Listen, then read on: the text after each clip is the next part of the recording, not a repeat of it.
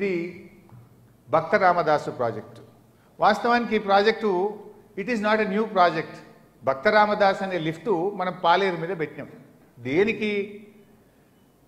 ఎస్ఆర్ఎస్పిలో టేల్ and ఆయకట్టు SRSP ప్రాజెక్టులో భాగంగా పాలేరు నియోజకవర్గం, ఖమ్మం జిల్లా పాలేరు నియోజకవర్గం ఎస్ఆర్ఎస్పి ప్రాజెక్టులో పారుతుంది.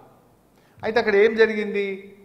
టేల్ ఎండ్ ఉండడం వల్ల ఎస్ఆర్ఎస్పి నీళ్లు పోతలేవు కనుక SRSP is approved project, CWC approved, government of India approved project. దానికి నీళ్లు సప్లిమెంటేషన్ కోసం ఒక లిఫ్ట్ పెట్టినాం. అది కొత్త ఆయకట్టు కాదు, నాన్ అప్రూవ్డ్ కాదు. దాన్ని కూడా అడ్డుకోవడానికి ఆ రోజు చంద్రబాబు ప్రభుత్వం రాసిన లేఖ మీరు చూస్తే, Bhakta Ramadasu LIS new project from the Paleru balancing reservoir under NS left canal to integrate new ayacut taken up without clearance approval of KRMB, CWC, Apex Council. So of course అదేమో ఓల్డ్ ఆయకట్టే. ఏమంటాడు? KRMB అనుమతి లేదు, CWC అనుమతి లేదు, apex council అనుమతి లేదు, ఎట్లా కడతారు? దీన్ని రద్దు చేయాలి అన్నాడు. మరి నీ గోదావరి బనకచెర్లకు GRMB పర్మిషన్ ఉందా? CWC అనుమతులు ఉన్నాయా? అపెక్స్ కౌన్సిల్ అనుమతులు ఉన్నాయా? అంటే నువ్వు ప్రశ్నిస్తే నీతి, మేము ప్రశ్నిస్తే తప్ప. ఇలా నీ లెటర్లో నువ్వే రాసినావు, KRMB పర్మిషన్ లేదు, CWC పర్మిషన్ లేదు, అపెక్స్ కౌన్సిల్ పర్మిషన్ లేదు. మరి నువ్వు ఈరోజు ప్రతిపాదిస్తున్న గోదావరి బనకచెర్లకు GRMB అనుమతి ఉందా? CWC అనుమతి ఉందా? అపెక్స్ కౌన్సిల్ అనుమతి ఉందా? ఇక్కడ మీకు ఇంకా అర్థం కావడానికి సులువుగా చెప్తాను.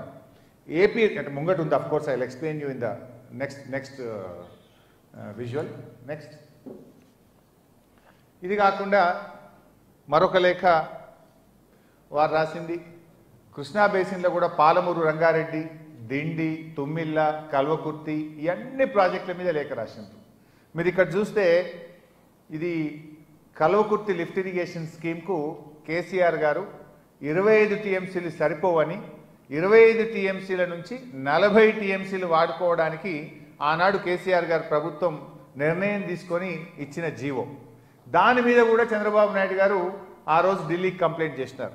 ఎట్లా ఇస్తారు? కల్వకుర్తికి 25 ఉండే, ఇప్పుడు 40 TMCలకు ఎట్లా పెంచుకుంటారు? ఇది రద్దు చేయాలి, దీని మీద చర్యలు తీసుకోవాలని చెప్పి ఆ రోజు చంద్రబాబు నాయుడు గారు రాసిన లేఖ. నెక్స్ట్ ఇది పాలమూరు అండ్ దిండి మీద స్వయంగా చంద్రబాబు నాయుడు గారు లెటర్ మీద ఆనాటి మంత్రి ఉమాభారతి గారికి రాసినటువంటి లేఖ మీరు చూస్తే, I request that the honourable minister Apex Council to immediately intervene in the matter and advise the CWC KRMB to critically examine the issue and ensure the the statutes are strictly complied with.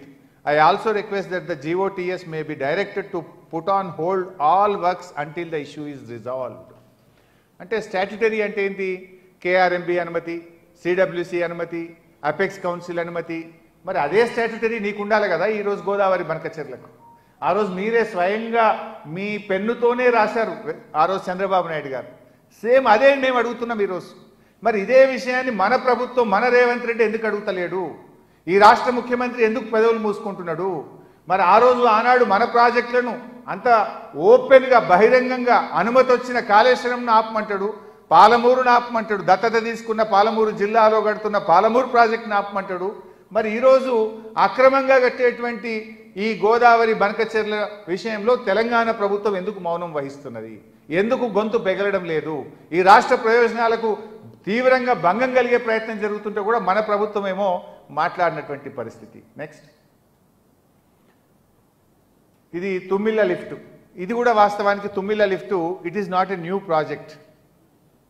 యాక్చువల్గా తుమ్మిళ్ళ అనేటువంటిది రాష్ట్రం ఏర్పడక ముందు, తెలంగాణ ఆంధ్రప్రదేశ్ రాష్ట్రం ఏర్పడక ముందే హైదరాబాద్ రాష్ట్రంలో మనకు RDS అనే project కింద 87,500 ఎకరాలకు నీళ్ళు వచ్చేది. RDS ప్రాజెక్టులో మన గద్వాల, ఆలంపూర్ ప్రాంతంలో 87,500 ఎకరాలకు నీళ్ళు వచ్చేది. ఇది అప్రూవ్డ్ ప్రాజెక్టు. మనకు బచావత్ ట్రిబ్యునల్లో కూడా ఈ ప్రాజెక్టుకు నీటి కేటాయింపులు ఉన్నాయి. అయితే ఆ రోజు ఏమైంది? ఉమ్మడి ఆంధ్రప్రదేశ్లో నిర్లక్ష్యం చేయడం వల్ల 87,500 ఎకరాలు బారాల్సినటువంటి RDS ప్రాజెక్టు 20-30 ఎకరాలకు పడిపోయింది. ఆ రోజు మన ఆ జిల్లా నుంచి ఉన్నటువంటి నిరంజన్ రెడ్డి గారు, లక్ష్మారెడ్డి గారు, కేసీఆర్ గారి దృష్టికి తెస్తే సరే సప్లిమెంటేషన్ కోసం ఒక చిన్న లిఫ్ట్ పెట్టి 30-40 వేల ఎకరాలు పారే విధంగా చేసినాం. అదేం కొత్త ఆయకట్టు కాదు. బచావ్ ట్రిబ్యునల్ అవార్డు ఇచ్చింది. 87,000 ఎకరాలు వెనకట పారింది. ఉమ్మడి ఆంధ్రప్రదేశ్లో సుంకిశాల నుంచి నీళ్లు రానియకపోవడం వల్ల ఆ ప్రాజెక్టు 30,000కు కుదించకపోతే ఒక లిఫ్ట్ పెట్టి మళ్ళీ 30-40 వేల ఎకరాలు యాడ్ చేస్తే దాన్ని కూడా ఆపమని ఉమ్మడి ఆంధ్రప్రదేశ్లో వాళ్ళు లెటర్ రాశారు. New project from the foreshore of Sunkishala reservoir taken up without clearance approval of the KRMB CWC apex council.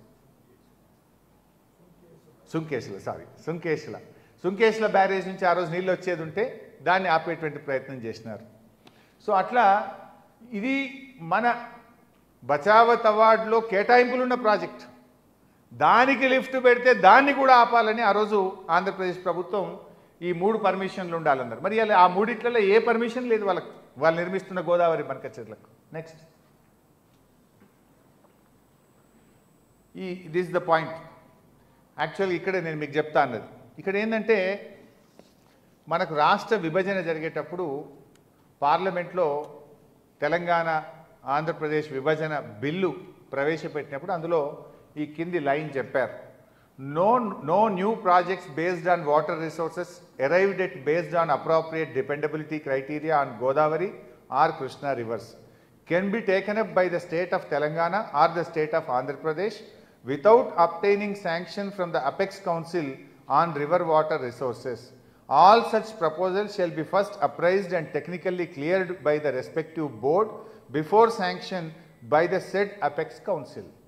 ఈ 2 రాష్ట్రాల్లో ఏ కొత్త ప్రాజెక్టు చేపట్టాలన్నా అప్రాప్రియేట్ బోర్డు, గోదావరి అయితే జిఆర్ఎంబి బోర్డు, కృష్ణానది మీద అయితే కేఆర్ఎంబి బోర్డు ముందు అనుమతించాలి.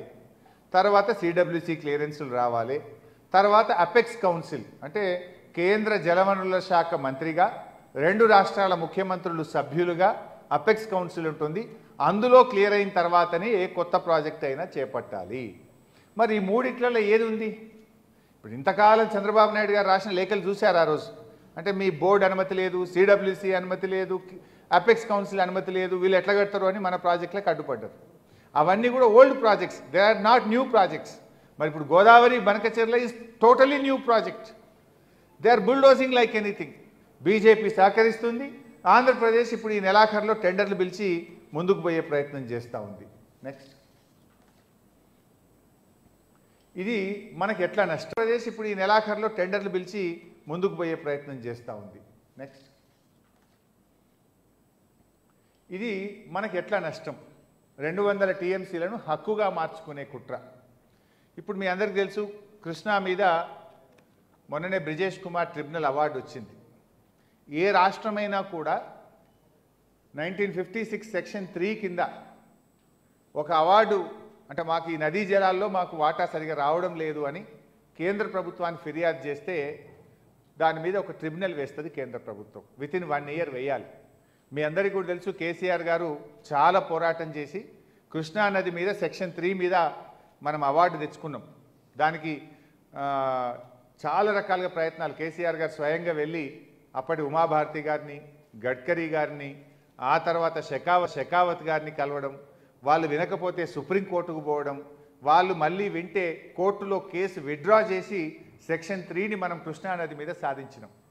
ఇప్పుడు మనకు తాత్కాలిక ఒప్పందం 6634 ఉంది. బట్ కేసీఆర్ గారు సాధించిన సెక్షన్ 3 వల్ల రేపు 500కు పైగా టీఎంసీలు కృష్ణానదిలో మనకు వచ్చే వెసులుబాటు కలిగింది. సో అది కేసీఆర్ గారు చాలా పోరాటం చేసి సెక్షన్ 3ని కృష్ణానది మీద సాధించారు. నా ఇక్కడ గోదావరి మీద ఏం జరుగుతుందంటే, ఆల్రెడీ ఆంధ్రప్రదేశ్ ప్రభుత్వం గోదావరి నది మీద కూడా ట్రిబ్యునల్ వేయండి అని సెక్షన్ 3 కింద ఢిల్లీలో కంప్లైంట్ ఇచ్చింది ఆల్రెడీ. అయితే కేంద్ర ప్రభుత్వం ఏదైనా ఒక ఫిర్యాదు వస్తే దాన్ని పరిష్కరించాలి లేదా ట్రిబ్యునల్ వేయాలి.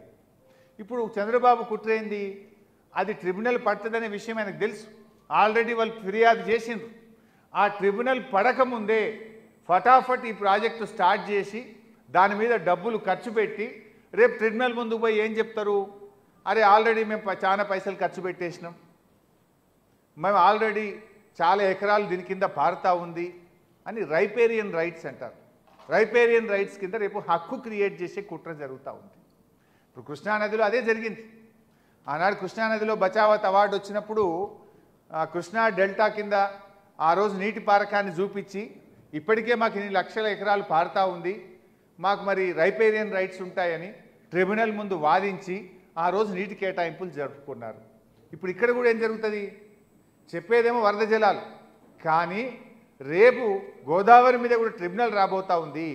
ఆ ట్రిబ్యునల్ వచ్చినప్పుడు ఏం చేస్తారంటే, మేము ఆల్రెడీ ఇన్ని లక్షల కోట్ల వేల కోట్ల రూపాయలు ఖర్చు పెట్టినాం, ఇన్ని లక్షల ఎకరాలకు దీని కింద ఆయకట్టు వచ్చింది, మరి ఇంత నేషనల్ వేస్ట్ కదా, ఈ డబ్బంతా వృధా అవుతుంది కనుక మాకు నీళ్లు కేటాయించండి అనేటువంటి ఒక రైట్ క్రియేట్ చేయడానికి ఒక పథకం ప్రకారంగా ట్రిబ్యునల్ రాకముందే వేగంగా ఈ ప్రాజెక్టును ప్రారంభించి ఆ రాష్ట్రానికి హక్కు క్రియేట్ చేయడం కోసం ఒక పథకం ప్రకారంగా జరుగుతున్న ప్రయత్నం.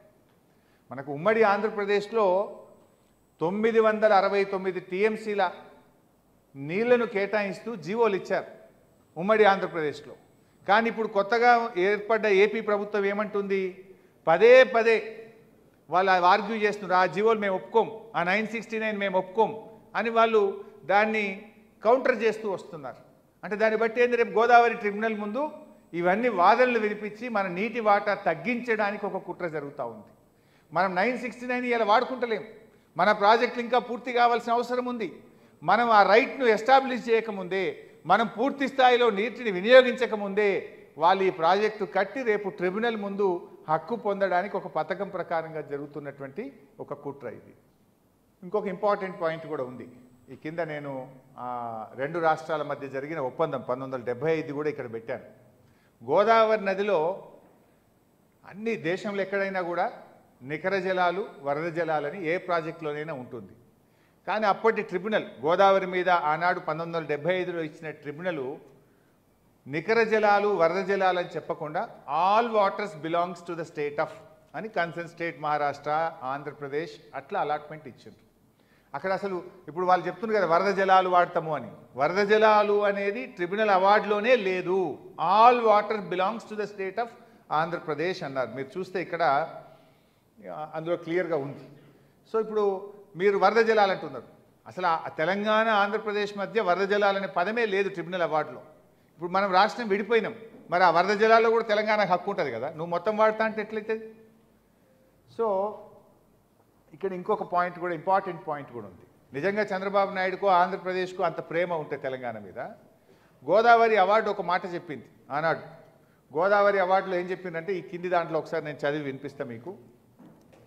అంటే పోలవరం ప్రాజెక్టు కట్టి గోదావరి నదీ జలాలను కృష్ణా పరివాహక ప్రాంతానికి తీసుకువెళ్తే ఆ నీళ్లు పై రాష్ట్రాలకు హక్కు ఉంటుంది అని ఆనాడు బచావత్ చెప్పింది. మీరు చూస్తే ఫస్ట్ పారాగ్రాఫ్లో లాస్ట్ లైన్ చదువుతాను నేను. Anicut displacing the discharges from Nagarjuna Sagar project for Krishna delta, thus enabling the use of the said 80 TMC for projects upstream of Nagarjuna Sagar. Polavaram నీళ్లను, గోదావరి నీళ్లను కృష్ణా నదికి మార్చినప్పుడు 80 టీఎంసీలు ఆ రోజు మళ్ళీ ఇస్తామని చెప్పారు. 80 టీఎంసీలు మళ్ళీ ఇస్తే ఆ 80 టీఎంసీలు నాగార్జున సాగర్ పైన ఎలా వాడుకోవాలనో ఆ రోజు ట్రిబ్యునల్ చెప్పింది. అంటే అప్పుడు ఉమ్మడి ఆంధ్రప్రదేశ్ నాగార్జున సాగర్ పైన, అంటే today it is Telangana Mahabubnagar జిల్లా, నాగార్జున సాగర్ పైన 45 టీఎంసీలు, అంటే అవి తెలంగాణకు వస్తాయి.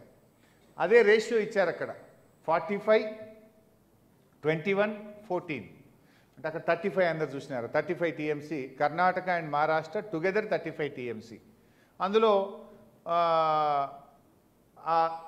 21 and 14 అన్నట్టు. సో ఆ రకంగా నీళ్లు, ఇంకొక మాట కూడా అన్నారు కింద, it is also agreed that if the diversion at 75% dependability as stated in clause A above exceeds the said quantity of 80 TMC due to diversion of Godavari water from the proposed Polavaram project into Krishna river, further diminishing the releases from Nagarjuna Sagar project, such excess quantity shall also be shared between the three states in the same proportion as subclass B above. 80 టీఎంసీల కంటే ఎక్కువ నీళ్లు పోలవరం నుంచి మళ్లిస్తే ఇదే రేషియోలో కృష్ణా నది నీళ్లు నాగార్జున సాగర్ పైన 3 రాష్ట్రాలకు ఇవ్వవలసి ఉంటుంది. అంటే ఇక్కడ మనకి స్పష్టంగా ఏమర్థమవుతుందంటే, ఇప్పుడు 200 టీఎంసీలు పోలవరం నుంచి కృష్ణా పరివాహక ప్రాంతానికి చంద్రబాబు ప్రభుత్వం తీసుకుపోతూ ఉంటుంది. ఈ దేశంలో tribunal award is supreme. Supreme court కూడా ట్రిబ్యునల్ అవార్డును అడ్డుకోజాలదు. ఏదైనా ఒక నది మీద ఒక ట్రిబ్యునల్ అవార్డు ఉంటే దాంట్లో సుప్రీంకోర్టు కూడా అదే final, that is the Bhagavad Gita of the nation. అయితే ఈరోజు ఆ రోజున్న 1975 గోదావరి అవార్డు ఏం చెప్పింది? 80 టీఎంసీలు పోలవరం నీళ్లు కృష్ణానదికి మళ్లిస్తే 45 పైన నాగార్జున సాగర్ పైన తీసుకోవాలి, 21 మహారాష్ట్ర, 14 కర్ణాటక పంచుకోవాలని చెప్పింది. ఒకవేళ 80 కంటే ఎక్కువ మళ్ళిస్తే, ఇది మనం చెప్పింది కాదు, దిస్ ఈజ్ ద అగ్రిమెంట్ పెట్టి ఆ రోజు అవార్డు ప్రకారంగా తెలంగాణ అదేవిధంగా ఆయా 3 రాష్ట్రాల ముఖ్యమంత్రుల మధ్య జరిగిన అగ్రిమెంట్ కాపీ అది. సో 80 టీఎంసీల కంటే ఎక్కువ మళ్ళిస్తే కూడా అదే నిష్పత్తిలో నీళ్లు పంచుకోవాలి. ఏ నిష్పత్తి? 45, 21, 14. మరి ఇప్పుడు 200 టీఎంసీలు పోలవరం నుంచి తీసుకుపోతున్నావు కదా, 200 తీసుకుపోయినప్పుడు అదే నిష్పత్తిలో కృష్ణానదిలో మనకు 45% రావాలి. 45 అంటే 200లో 45% అంటే దట్ ఈస్ 112.5 టీఎంసీ. మరి ఇప్పుడు ఈ రేవంత్ రెడ్డి అడగాలి కదా, దిస్ ఈజ్ ద అవార్డ్, ఇది నువ్వు చెప్పింది నేను చెప్పింది కాదు, tribunal award. So already Polavaram కింద 45 వచ్చేటివి ఉన్నాయి, మళ్ళీ ఇచ్చినాయి. ఇప్పుడు కొత్తగా 200 తీసుకుపోతే ఇదో 112.5, 112 ప్లస్ 45 అంటే 157 టీఎంసీలు కృష్ణానదీ జలాల్లో అదనపు వాటా తెలంగాణ రాష్ట్రానికి రావాలి. నిజంగా 157 వచ్చినాయి అనుకో, మన పాలమూరు 90 కేటాయించుకోవచ్చు, మన కల్వకుర్తి 40 కూడా నికర జలాలు ఇవ్వచ్చు, మన నెట్టంపాడుకు కూడా వాడుకోవచ్చు. మన ఈ మొత్తం ప్రాజెక్టులు నికర జలాల మీద అయిపోయి రైట్ ఎస్టాబ్లిష్ అయిపోతుంది. మనకు మన పాలమూరు అనుమతులన్నీ క్లియర్ అయిపోతాయి. మరి దీన్ని ఎందుకు అడుగుతలేదు తెలంగాణ ప్రభుత్వం? ఇది మన హక్కు. ఇంత స్పష్టంగా ట్రిబ్యునల్లో గోదావరి అవార్డులో ఉంటే ఈ 157 టీఎంసీలు మాకు ఇవ్వాలి అని తెలంగాణ ప్రభుత్వం ఢిల్లీని ఎందుకు అడగదు? ఈ రాష్ట్రం నుంచి ఉన్న ఢిల్లీ మంత్రులు, ఢిల్లీలో ఉన్న కిషన్ రెడ్డి గారో సంజయ్ గారో ఈ 157 టీఎంసీలు బచావత్ గోదావరి ట్రిబ్యునల్ అవార్డు ప్రకారంగా మా హక్కు మాకు ఇవ్వండి అని ఈ కేంద్ర మంత్రులు ఎందుకు అడగరు? వై దే ఆర్ మమ్? ఈ 45 మనం అడిగినాం ఆల్రెడీ. బీఆర్ఎస్ ప్రభుత్వం ఉన్నప్పుడు 45 మన చిన్న నీటిపారుదల సేవింగు, 45 పోలవరం మళ్లింపులో భాగంగా 90 టీఎంసీలు పాలమూరు కేటాయించండి అని తెలంగాణ ప్రభుత్వం ఆ రోజు ఢిల్లీకి ప్రతిపాదన పంపింది. కానీ రేవంత్ రెడ్డి గారి ప్రభుత్వం చేతగానితనం వల్ల ఇవాళ డిపిఆర్ వాపసు వచ్చింది. వీళ్ళు అడగరు. మరి కొత్తగా ఇంకా 112 రావాలి దీని ప్రకారం. ఇదేదో కొత్త సూత్రం నేను చెప్తలేను. This is the tribunal award what I'm speaking. దీన్ని ఎందుకు వీళ్ళు అడగరు అనేటువంటిది ఇక్కడ ఇష్యూ. దీన్ని డిమాండ్ చేయాల్సిన ముఖ్యమంత్రి కానీ నీటిపారుదల శాఖ మంత్రి ఈరోజు మౌనంగా ఉన్నారు.